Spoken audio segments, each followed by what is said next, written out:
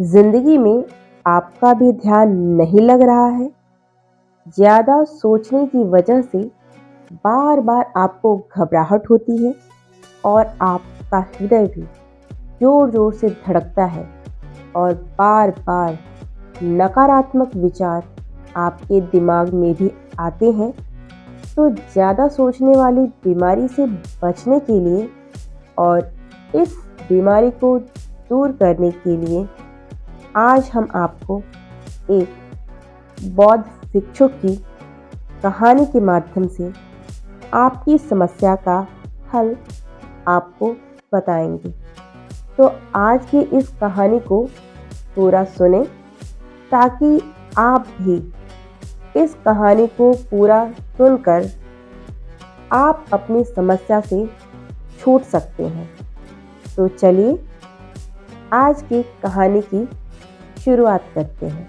एक बार चीन के एक बड़े हिस्से में एक बहुत बड़ा मठ था जहां लगभग 500 भिक्षुक रहते थे।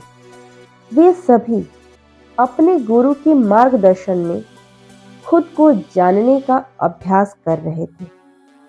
एक दिन एक लड़का उस मठ में एक शिष्य बनने के लिए आया। उसने मास्टर से कहा, मास्टर, मैं खुद को जानना चाहता हूँ, सच की तलाश कर रहा हूँ। मैं पता लगाना चाहता हूँ कि सच क्या है। मास्टर ने उसकी ओर देखा और कहा कि तुम सच जानना चाहते हो तो तुम्हें अपना पूरा जीवन दांव पर लगाना होगा। सच को जानने में तुम्हारा पूरा जीवन लग सकता है। फिर भी इस बात की कोई भी गारंटी नहीं है कि तुम्हें इस जीवन का सच पता लगेगा ही या नहीं।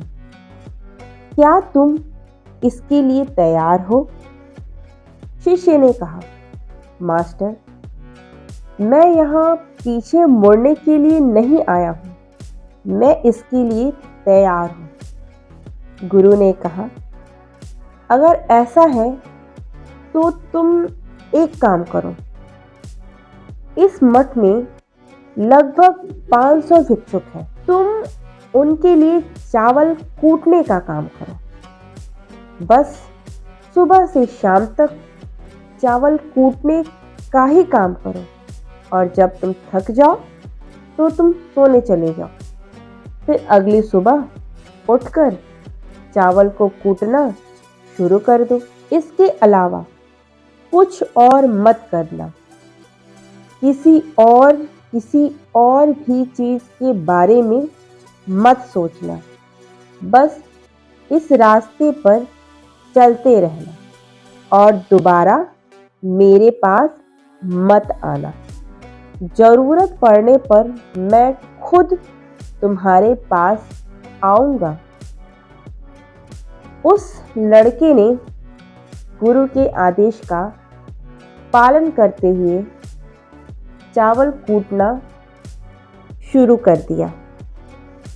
उस मठ में लगभग 500 शिष्य थे।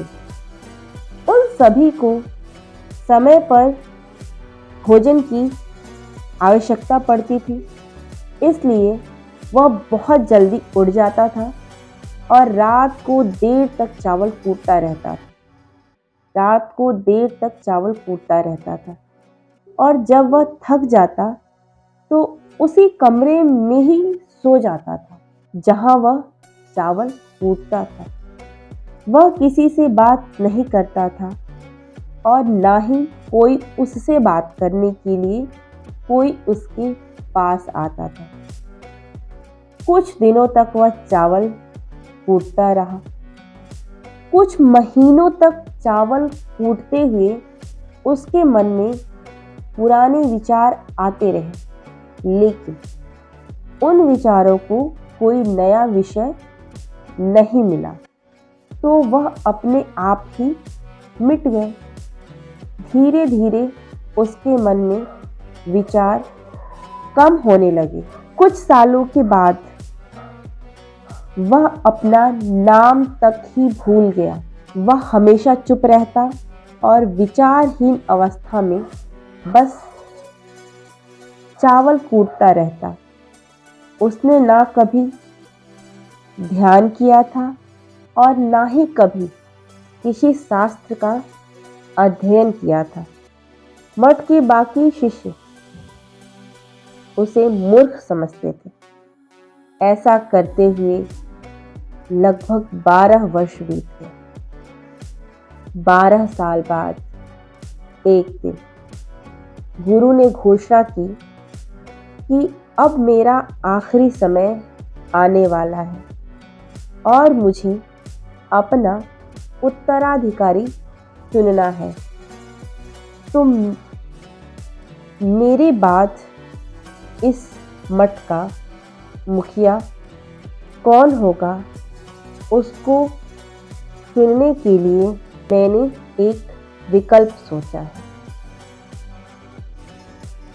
इस मठ का जो मुखिया होगा, मेरा कोई भी शिष्य जिसे लगता है उसे आत्म साक्षात्कार हो चुका है और उसने खुद को जान लिया है, तो वह रात को मेरे दरवाजे के पास आकर इस दीवार पर कुछ पंक्तियां लिखे, जिससे उसकी जिंदगी का सारा अनुभव समाया हुआ हो, जिसमें उसकी जिंदगी का सारा अनुभव समाया हुआ हो। कई शिष्यों ने ऐसा करने के बारे में सोचा, पर मठ के प्रमुख शिष्यों में से एक ने वहां जाकर कुछ पंक्तियां लिखी। उसे बौद्ध धर्म ग्रंथों का बहुत ज्ञान था। सभी शिष्यों को लगता था कि वह इस मठ का उत्तराधिकारी बन सकता है। उसने लिखा था कि मन एक दर्पण की तरह है, जिस पर विचारों और इच्छाओं की धूल जमा हो जाती है। इस धूल को हटाने के लिए ही ध्यान है, जिससे कि धूल हट जाती है और मन का दर्पण साफ हो जाता है और वह मोक्ष को प्राप्त कर लेता है। अगली सुबह जब गुरु उठे और उन्होंने इन पंक्तियों को देखा और उन्होंने कहा कि किस बेवकूफ ने यह सब कचरा मेरी दीवार पर लिखा है। वह शिष्य जिसने यह सब लिखा था वह चुप रहा। हालांकि उसने जो पंक्तियां लिखी थी वह ज्ञान से भरी थी, लेकिन यह सब किताबी ज्ञान था।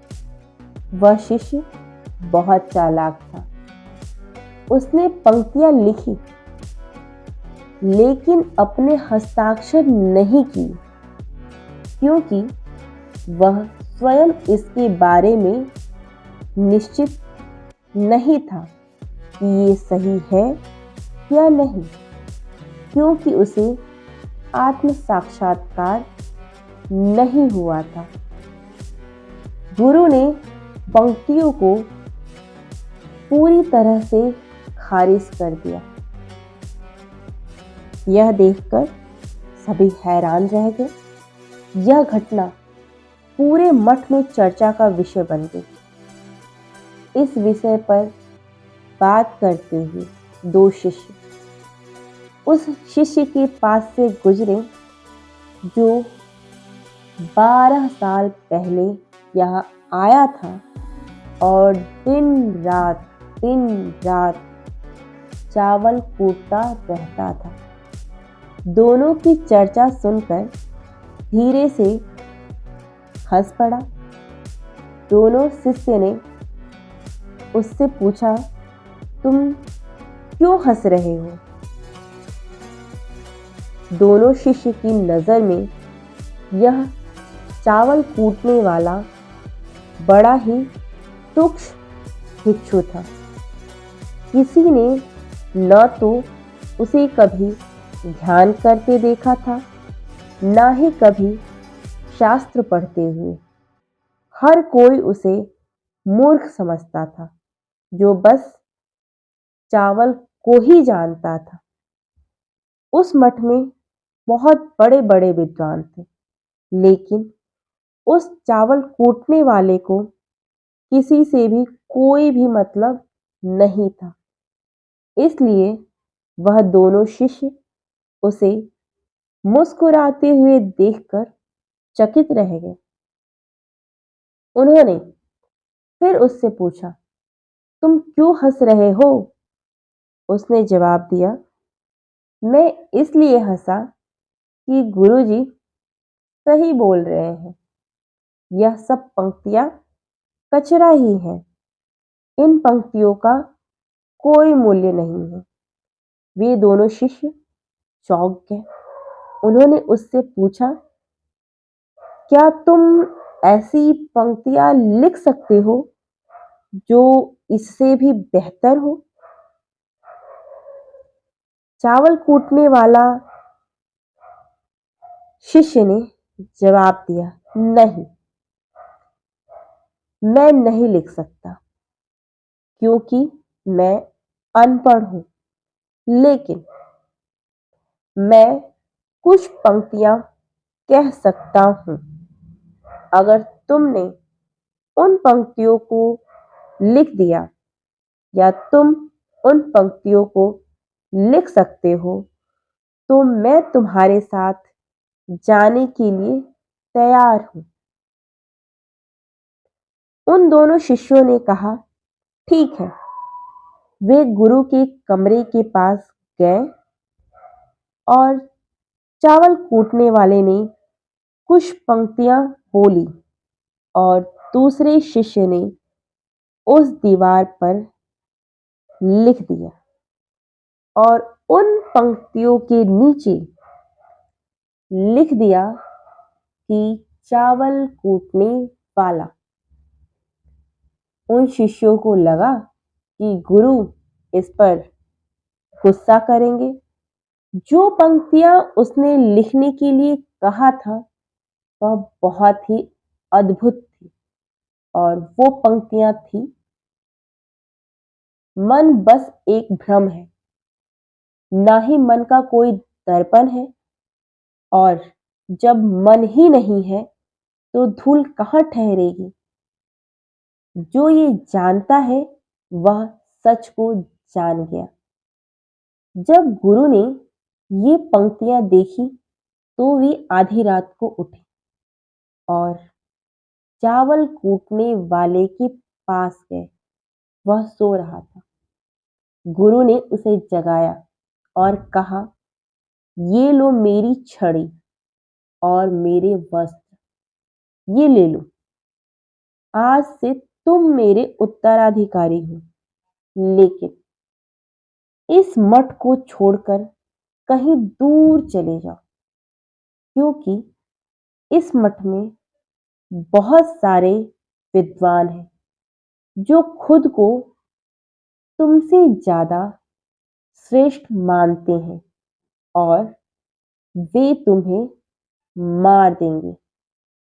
वे इस बात को बर्दाश्त नहीं कर सकते कि एक साधारण सा बालक, चावल कूटने वाला, उनसे ज्यादा विद्वान निकला।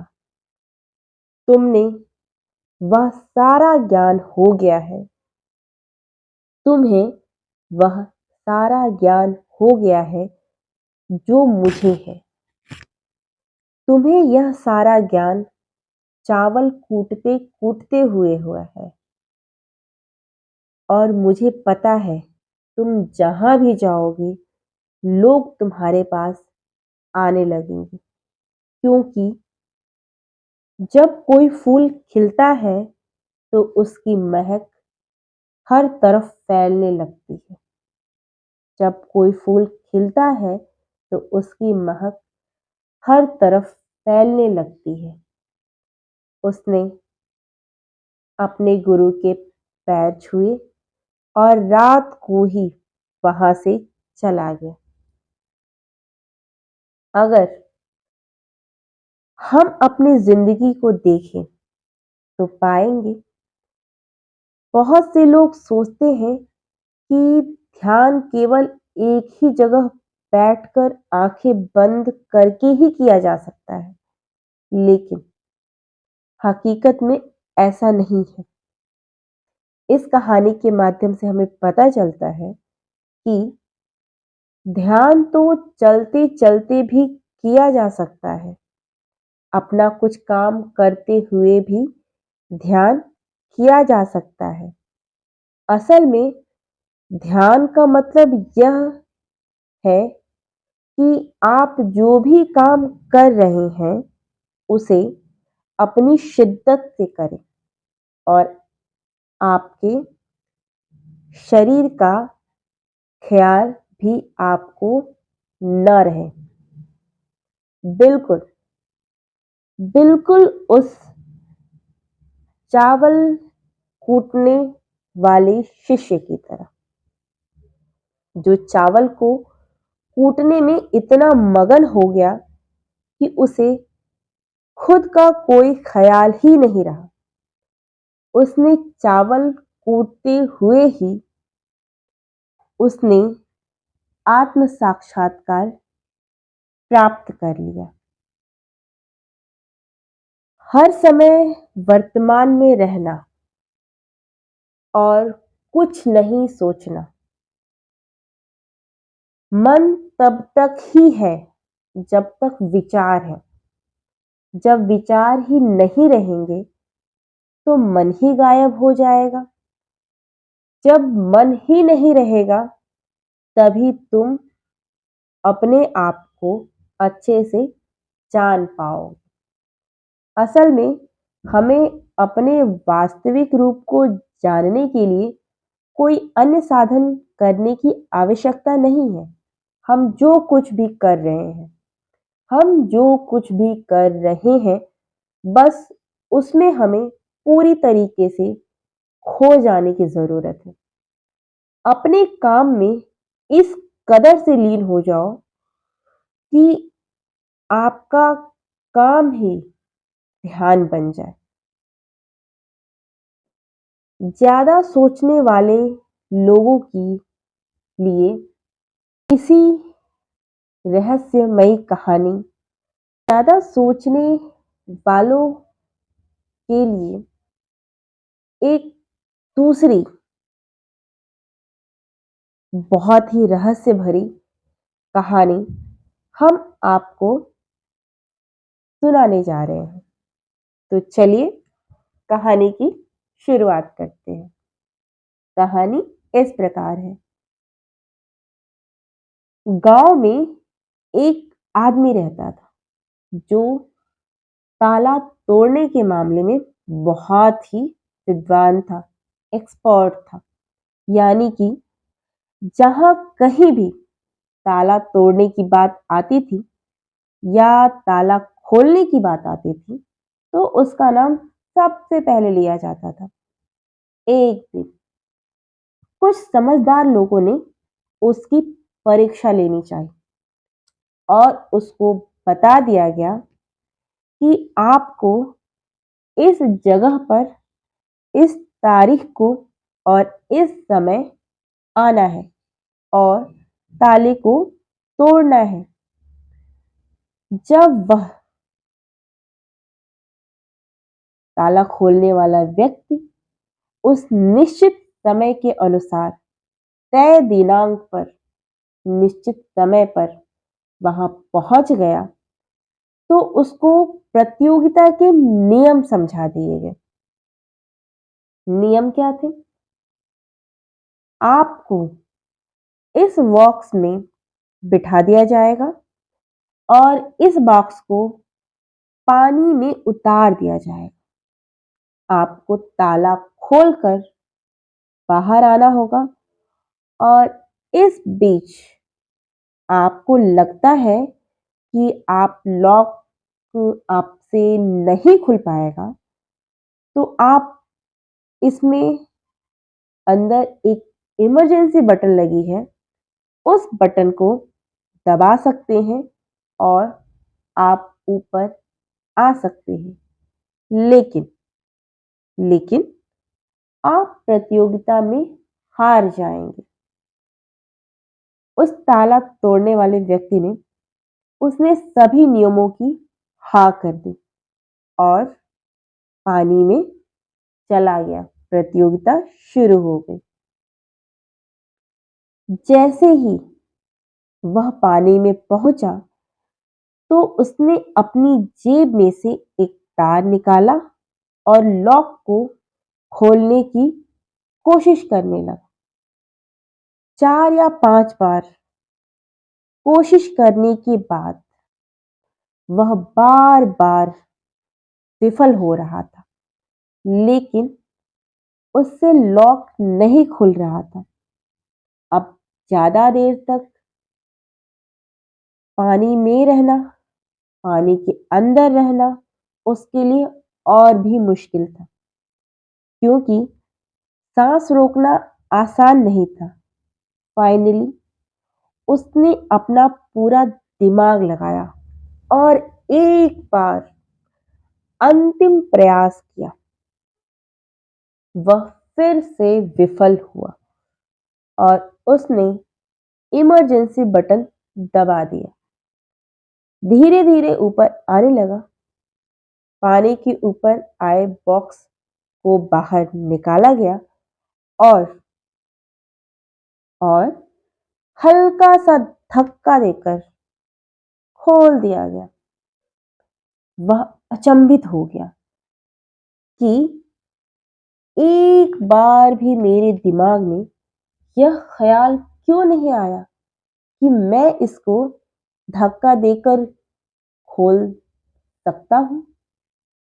हो सकता है यह लॉक ही ना हो। तो यही है, जब हम बहुत ज्यादा सोचते हैं तो इसका खामियाजा हमें भुगतना पड़ता है। और इस कहानी के माध्यम से हमें यह पता चलता है कि कभी कभी सोचने से भी जवाब नहीं मिलता और कभी कभी नहीं सोचने से भी जवाब मिल जाता है। इसलिए किसी ने कहा है, जो कुछ नहीं करते वह कमाल करते हैं, जो कुछ नहीं करते वह कमाल करते हैं। जी हाँ, यह बात बिल्कुल सही है।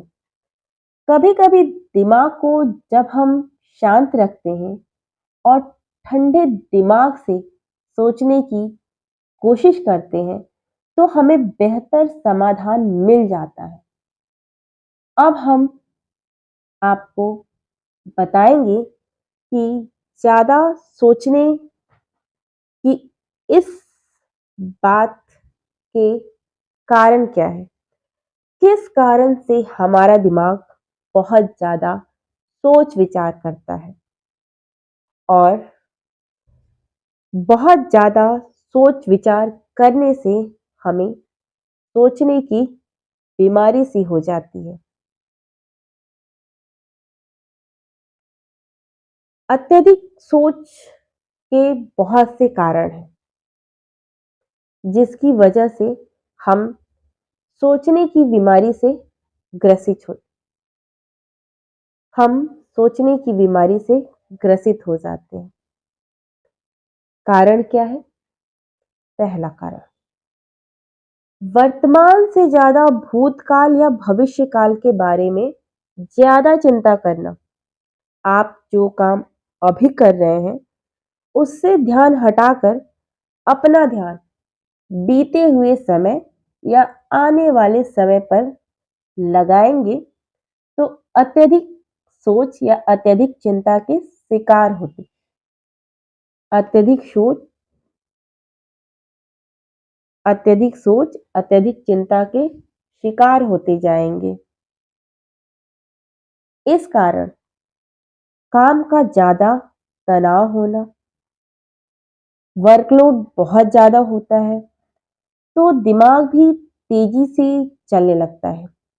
जब यह तनाव का रूप ले लेता है और दिमाग में वो विचार भी आने लगते हैं जो काम से संबंधित नहीं है और लोग बहुत ज्यादा सोचने के शिकार हो जाते हैं। अगला कारण है डर का बना रहना। जब व्यक्ति के अंदर डर होता है, नौकरी छूट जाने का डर, प्रमोशन न होने का डर, काम में असफल हो जाने का डर, पैसे न मिलने या डूब जाने का डर, व्यक्ति इस डर को लेकर कल्पना करता रहता है। भले ही ऐसा न होने वाला हो, लेकिन धीरे धीरे ये डर उसे जरूरत से ज्यादा सोचने पर मजबूर कर देता है। अगला कारण है कॉन्फिडेंस की कमी। जब व्यक्ति में किसी काम को करने के प्रति उलझन बनी रहती है तो कॉन्फिडेंस कम हो जाता है, जिसके चलते नकारात्मक विचार दिमाग को घेरना शुरू कर देते हैं और व्यक्ति ज्यादा सोचना और ज्यादा चिंता करना शुरू कर देता है। अगला कारण है चीजों के बारे में सकारात्मक से ज्यादा नकारात्मक विचार। जब व्यक्ति छोटी छोटी बातों के नकारात्मक पहलू के बारे में ज्यादा सोचना शुरू कर देता है तो धीरे धीरे व्यक्ति ओवर थिंकिंग या ज्यादा सोच का शिकार होता जाता है, क्योंकि अत्यधिक चिंतन, अत्यधिक सोच से छुटकारा पाया जा सकता है। तो इसका मतलब है कि जी हाँ, अत्यधिक सोच से छुटकारा पाया जा सकता है। हाँ, एक चीज हो सकती है कि हो सकता है कि आपको समय थोड़ा जरूरत से ज्यादा लगे। अगर आप कुछ विशेष स्टेप्स को फॉलो करते हैं तो आप निश्चित रूप से ओवर थिंकिंग की समस्या से यकीनन आपको छुटकारा मिल सकता है या आप छुटकारा पा सकते हैं। तो आइए जानते हैं कि ओवर थिंकिंग या अत्यधिक सोच की समस्या से छुटकारा कैसे पाए। अत्यधिक सोच, अत्यधिक चिंतन से छुटकारा पाने के उपाय यानी अत्यधिक सोच से छुटकारा पाने के उपाय ये सब जानते हैं कि पहले विचार दिमाग में आता है, फिर क्रिया का रूप लेता है। हमें कोई भी काम सोच समझकर करना बहुत जरूरी है, पर किसी काम को लेकर जरूरत से ज्यादा सोचना और वो बात भी सोचना जो काम से संबंधित नहीं है, आपको और आपके काम को नुकसान पहुंचाता है। तो अत्यधिक सोचने की समस्या नहीं है, बल्कि अत्यधिक सोचना समस्या है और इससे छुटकारा पाया जा सकता है। इसमें हम पहला उपाय यह कह सकते हैं कि आप जरूरत से ज्यादा सोचते हैं। आप मन से स्वीकार करें कि आप जरूरत से ज्यादा सोचते हैं। आप मन से यह स्वीकार करें इस बात को कि आप जरूरत से ज्यादा सोचते हैं और आप इस बात को ऐसे नहीं करना है। मतलब आपको जरूरत से ज्यादा नहीं सोचना है। जब आप इस बात को स्वीकार कर लेंगे तो छुटकारा पाने के लिए आप तैयार अपने आप को कर लेंगे। आप अत्यधिक सोच को लेकर जागरूक हो जाएंगे।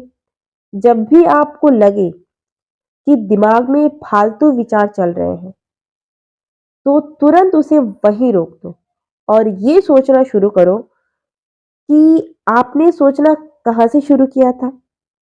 तब आपको पता चलेगा कि कितनी फालतू बातें सोचकर आप अपना समय और अपनी शक्ति बर्बाद कर रहे हैं। तो आप अ, आप अपने सोचने के विचार को आप रोकिए, जागरूक होइए और रोकिए कि नहीं, अब हमको नहीं सोचना है। अगला उपाय हो सकता है कि हमेशा हमेशा सकारात्मक सोचने की कोशिश करें। कोशिश करें, क्या गलत हो सकता है कि जगह, क्या अच्छा हो सकता है, सोचें। नकारात्मक विचार हमें डराते हैं और आपका दिमाग चिंता से दौड़ने लगता है। जब आप नकारात्मक चीजों पर ध्यान केंद्रित करने लगते हैं तो कहीं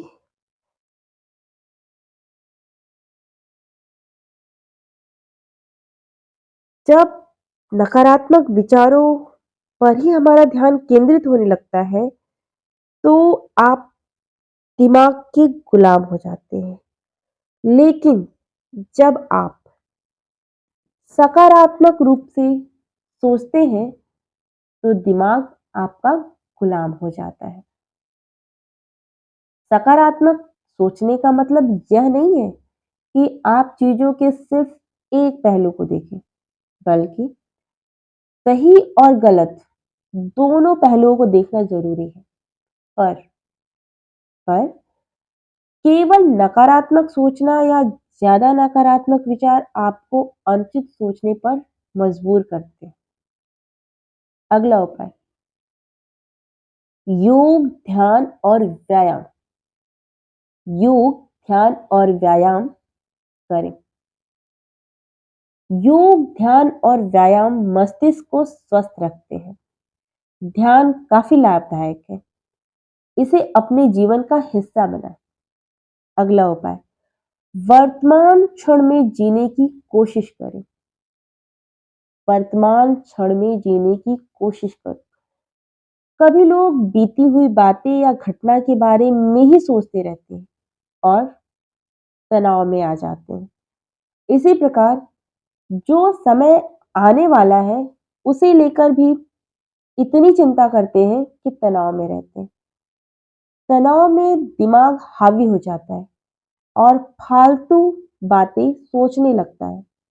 जो समय बीत गया है उससे सीख लो, जो आने वाला है उसकी तैयारी करो। लेकिन ये आप तभी कर सकते हैं जब जब आप वर्तमान में ही रहे, मतलब आपका ध्यान केवल वर्तमान में ही केंद्रित रहे। इसलिए आप अभी कर रहे हैं जो भी का, तो पूरा ध्यान उसी पर लगाओ। अगला उपाय, जो बात आपको परेशान कर रही है उसे लिख ले। जो बात आपको परेशान कर रही है उसे लिख ले। कहें, आपके सोचने के तरीके और आपके महसूस करने के तरीकों के बीच एक बहुत ही मजबूत संबंध होता है। आपकी सोचने का तरीका आपकी भावनात्मक स्थिति को प्रभावित करता है और आपकी भावनात्मक स्थिति आपके सोचने के तरीके को प्रभावित करती है। तो जो बात आपको परेशान कर रही है उसे लिख लें। अब उस बात के बारे में यह लिखें कि यह बात आपको क्यों परेशान कर रही है। जब आप अपने से अपने आप से प्रश्न करें, क्या इस समस्या का हल परेशान रहना है यदि नहीं तो इसका हल ढूंढे। यदि इसका कोई हल नहीं है तो परेशान रहने और सोचते रहने से क्या होगा। जब धीरे धीरे आप ऐसा करेंगे, कई दिनों तक, कई समय तक आप इस चीज को करेंगे, तो यह चीज आपकी आदत हो जाएगी और आप अनावश्यक सोचना बंद कर देंगे। अगला उपाय, अपनी भावनाओं का नियंत्रण में रखना। अपनी भावनाओं को नियंत्रण में रखना, इसका मतलब यह बिल्कुल भी नहीं है कि आप अपनी भावनाओं को दबाएं, पर आपको अपनी भावनाओं पर नियंत्रण अवश्य रखना हो। जब आप अपनी भावनाओं पर नियंत्रण रखते हैं तो हकीकत में देख पाते हैं अनियंत्रित भावनाएं दिमाग विचारों को फिजूल गति प्रदान करती है। अतः आवश्यक है कि आप अपनी भावनाओं पे नियंत्रण रखें। इन सारे उपायों को अपनाते हुए आप निश्चित रूप से अपने अंदर यह परिवर्तन ला पाएंगे कि आप अत्यधिक न सोचें। आपका अत्यधिक सोचना खत्म हो जाए।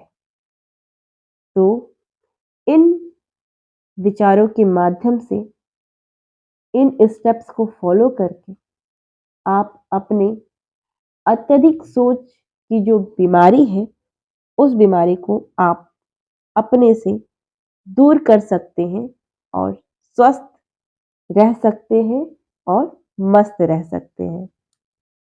दिमाग को शांत करने के लिए और दिमागी विचारों को शांत करने के लिए स्वामी विवेकानंद जी ने भी अपने विचार दिए हैं।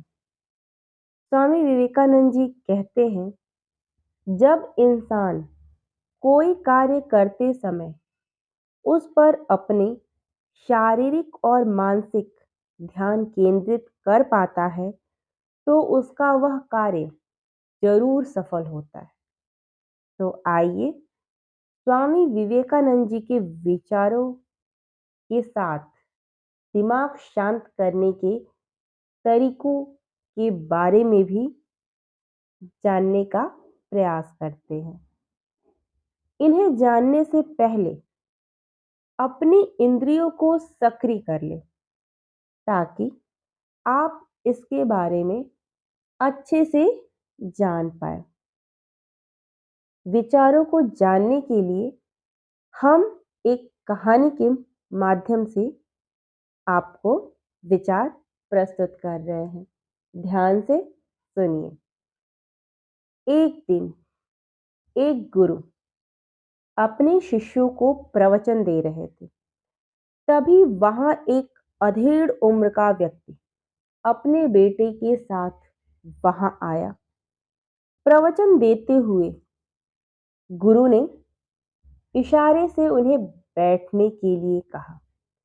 जब प्रवचन समाप्त होने के बाद सभी लोग वहां से चले गए तो गुरु ने उस व्यक्ति को अपने पास बुलाया और कहा, आप यहां मेरे पास बैठ जाएं।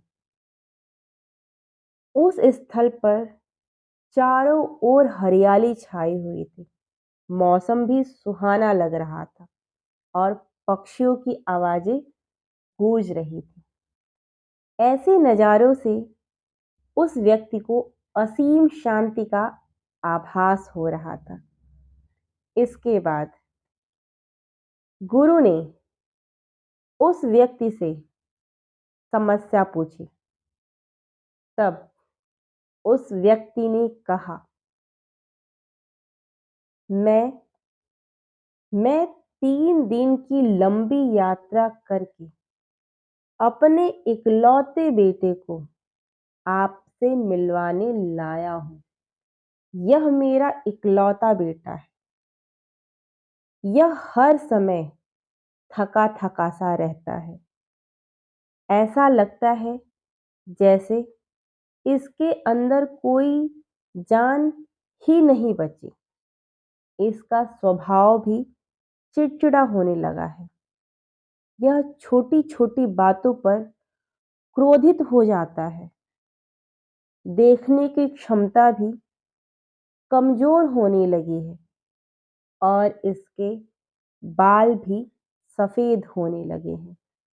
इसका मन अशांत हो गया है और मैं इसकी मानसिक और शारीरिक स्वास्थ्य को देखकर बहुत चिंतित हूँ। जब मैं इसे वैद्य जी के पास लेकर गया तो उन्होंने सलाह दी कि इसे तनाव कम लेने के लिए कहो। यह बहुत ही अधिक तनाव लेता है, इसलिए इसकी ऐसी हालत हो गई है। लेकिन मुझे उनके समझाने पर भी तनाव का मतलब समझ नहीं आया। मुझे नहीं पता कि आखिर तनाव होता क्या है, यह किन कारणों से आता है और उसे अपने बेटे के दिमाग से कैसे निकालूं। इसलिए मैं आपके पास आया हूं। कृपया आप मेरी समस्या का समाधान करें। यह सुन गुरु उसके बेटे को ध्यान से देखते हैं। उसके चेहरे और उसकी आंखों को देखते हैं और फिर उसके हाथों के नब्ज को भी देखते हैं। उसके बाद गुरु उस व्यक्ति से कहते हैं, तनाव लेना कोई नहीं चाहता, लेकिन फिर भी तनाव लोगों के दिमाग को दीमक की तरह पकड़ लेता है। व्यक्ति जान ही नहीं पाता कि वह तनाव का शिकार हो रहा है।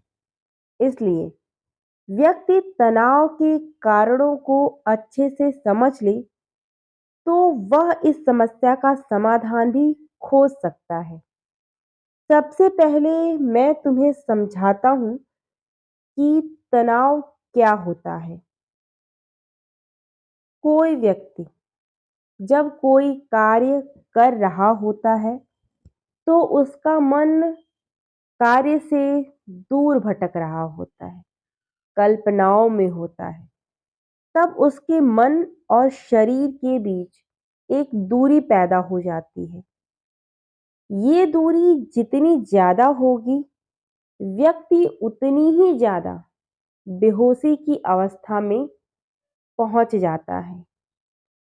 मन और शरीर के बीच इसी दूरी और इसी खिंचाव को तनाव कहा जाता है।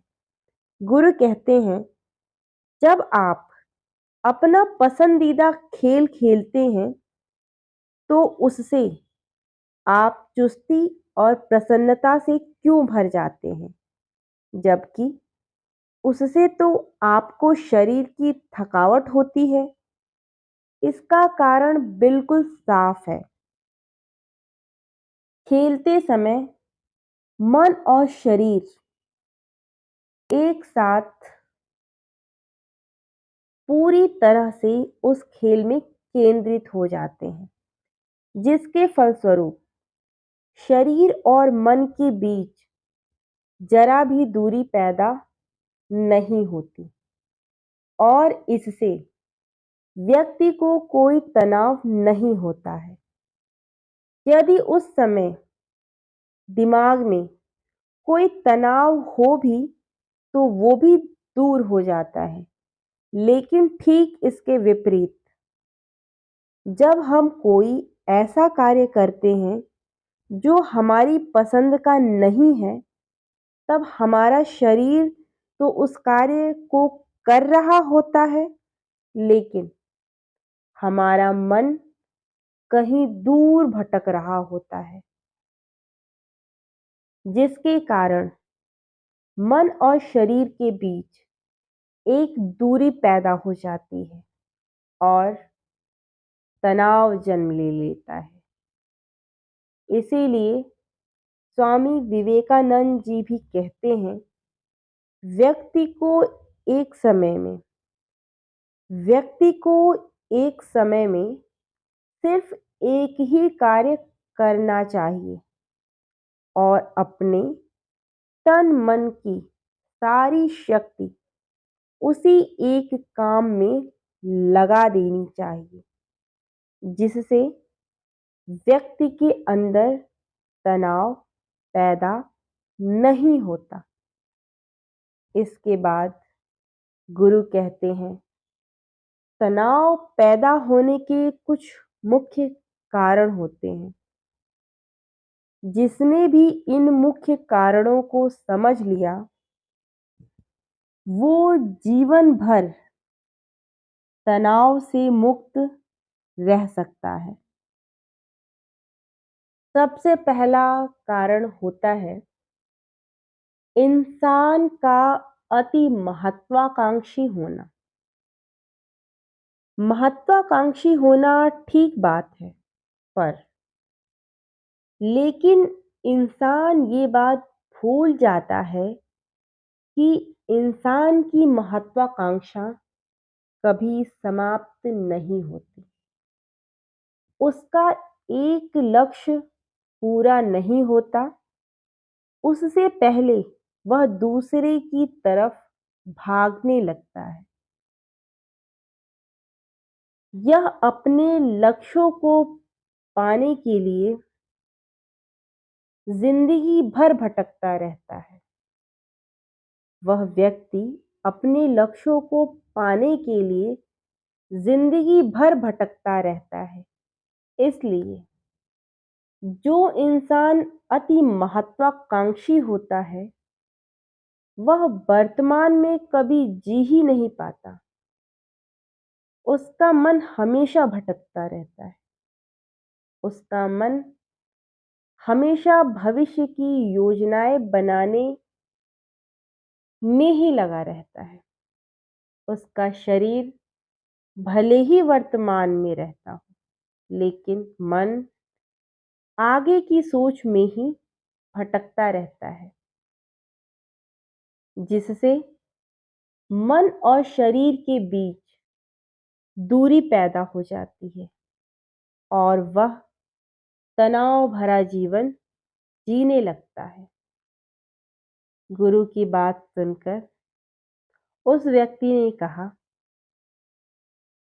फिर इसका मतलब है कि हमें लक्ष्य नहीं बनाने चाहिए, क्योंकि लक्ष्य बनाना भी तो एक तरह से महत्वाकांक्षा ही है।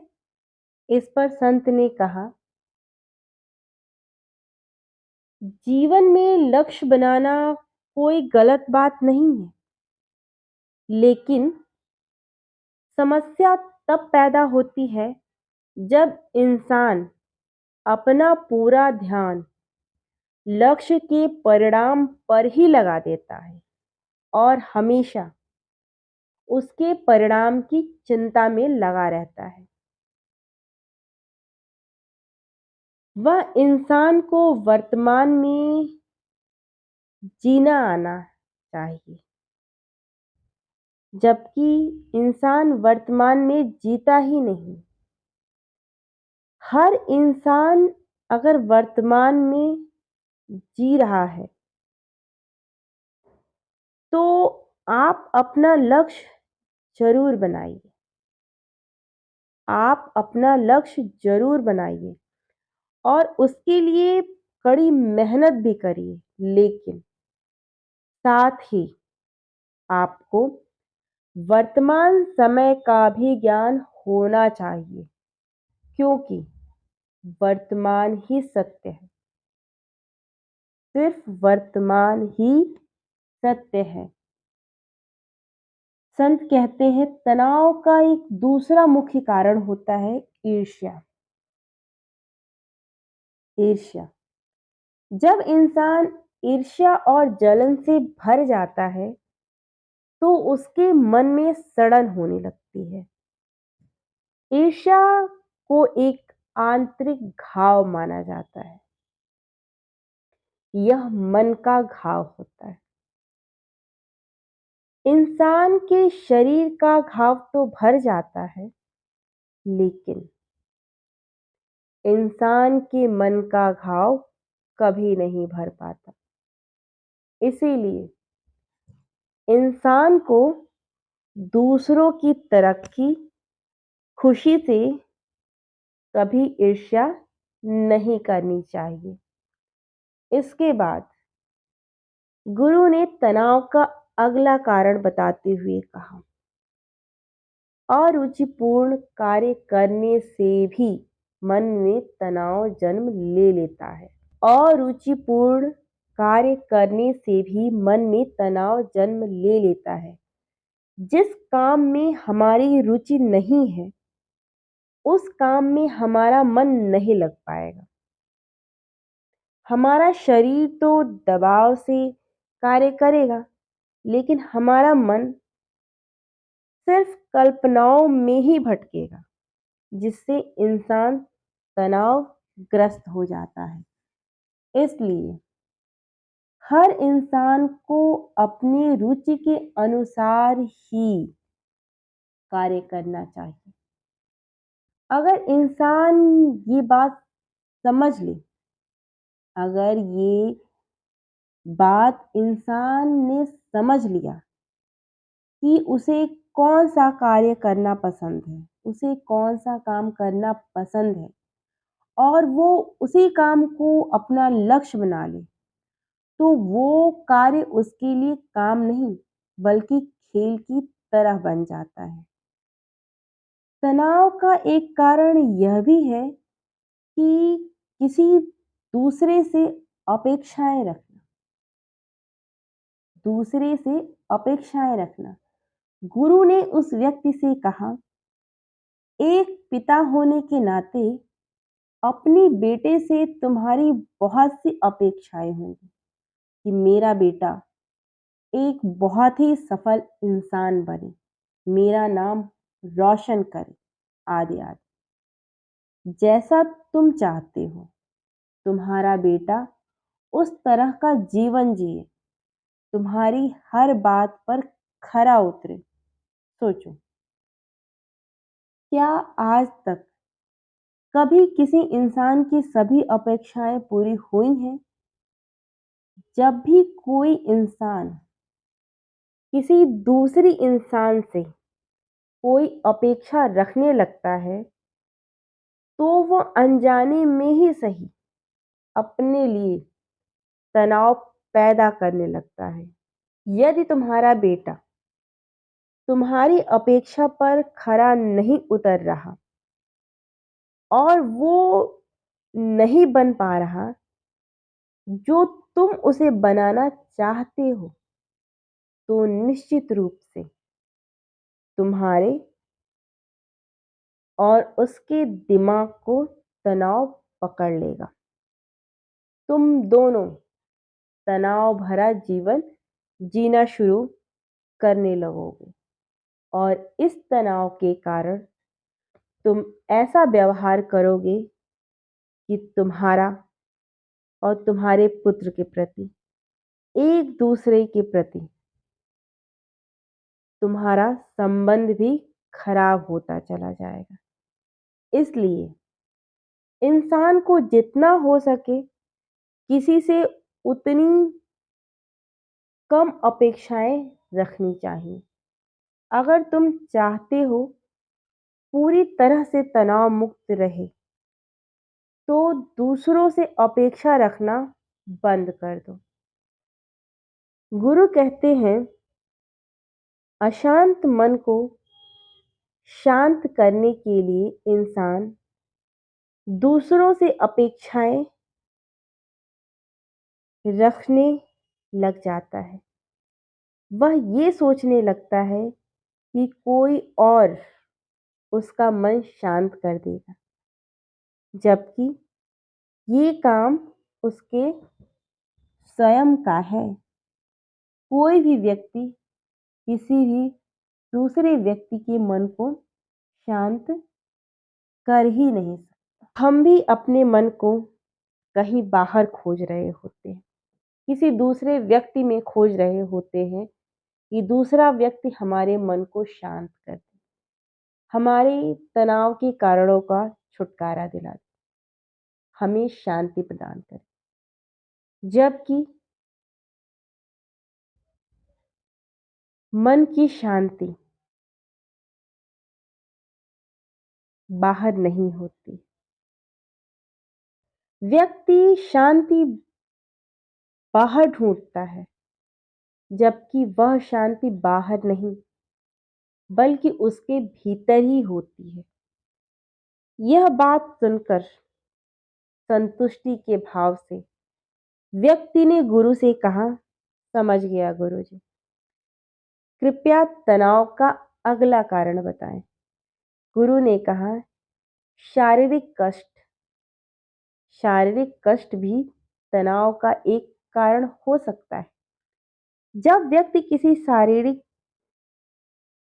कष्ट जब व्यक्ति किसी शारीरिक कष्ट या पीड़ा से गुजर रहा होता है तो उसका पूरा ध्यान बस अपने शरीर के दर्द पर होता है और वह बस इसी के बारे में सोचता रहता है, जिससे उसका मन दुखी हो जाता है और दुखी विचारों से भर जाता है। और ऐसी स्थिति में वह व्यक्ति तनाव में रहने लग जाता है। यह सुनकर उस व्यक्ति ने कहा, गुरुदेव, शारीरिक दुख तो किसी भी इंसान को हो सकता है, तो क्या वह इंसान जीन तो क्या वह इंसान जीवन भर तनाव में ही जिएगा? इसका जवाब देते हुए गुरु ने कहा, इंसान को ये बात समझनी चाहिए कि इंसान का जीवन दुखों का आधार है। जैसे जैसे हमारा जीवन आगे बढ़ता है, हमारे दुख भी बढ़ते हैं, रोग भी आते हैं और फिर अंत में मृत्यु आती है। ये तो इंसान के जीवन का अभिन्न अंग है। कोई भी इंसान इनसे बच नहीं सकता। ये समझना होगा कि किसी के जीवन में ये समय से पहले आ जाते हैं और किसी के जीवन में थोड़ा लेट।